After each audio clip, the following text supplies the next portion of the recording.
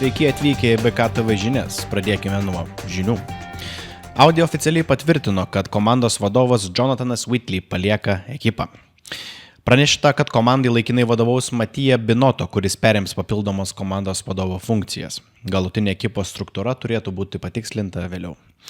Šiuo metu Audi konstruktorių įskaitai užima tik 9 vietą, o sezono pradžią apkartino techninės problemos. Nico Hülkenbergas ir Gabrielis Bortoleto negalėjo startuoti bent po 1 lenktynės dėl gedimų.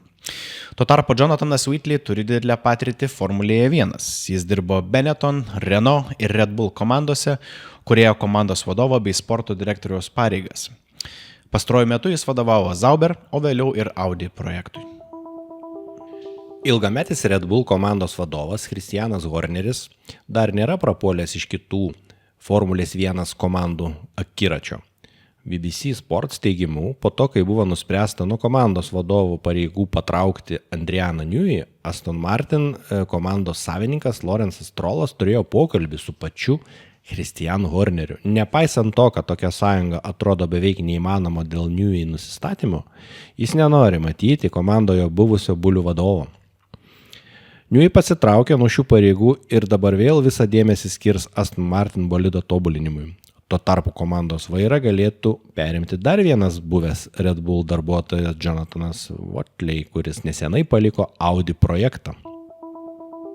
Autoracer IT atskleidžia, kad į Japoniją Buliai, tai yra Red Bull, atvyks su pirmaisiais atnaujinimais šį sezoną.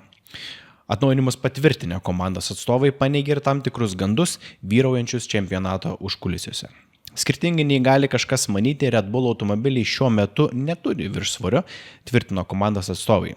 Tiesa, prieš sezoną vienas svarbiausių komandos inžinierių, Peteris Vash, kalbėjo apie neišvengiamą viršsvorį pradedant sezoną.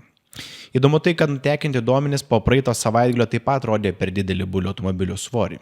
Jos komanda suskubo paneigti. McLaren Kinijos GP patyrė vieną didžiausių sezonų fiasko.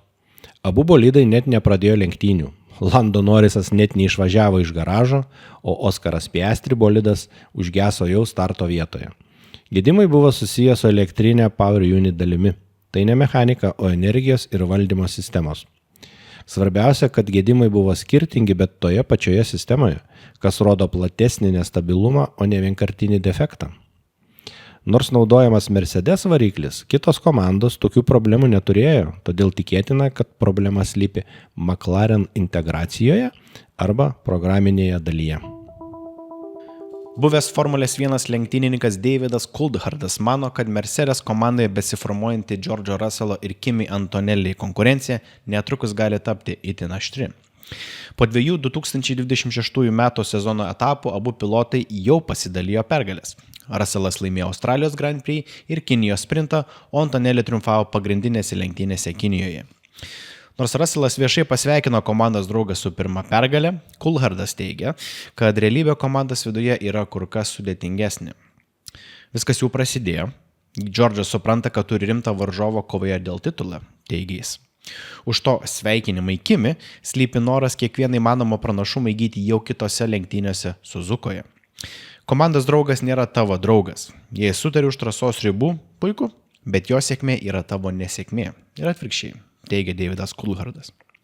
Jis taip pat pažymėjo, kad dabartinis Mercedes pranašumas gali būti laikinas, todėl abu pilotai stengsis išnaudoti kiekvieną galimybę kovoti dėl čempionų titulo.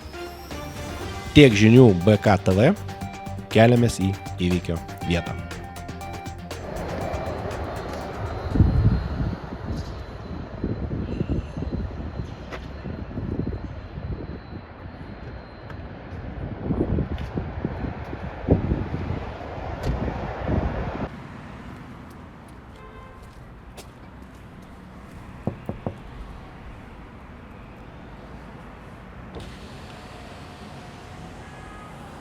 Matome, kad dauguma žmonių parkuojasi mašinos nugarą, kad po to būtų nesunku išvažiuoti. Sakykit, kodėl jūs parkuojatės priekiu? Kas moka vairuoti, parkuojasi priekiu. Manevruoja užtikrintai kokybę, ne kiekiu. Supratau.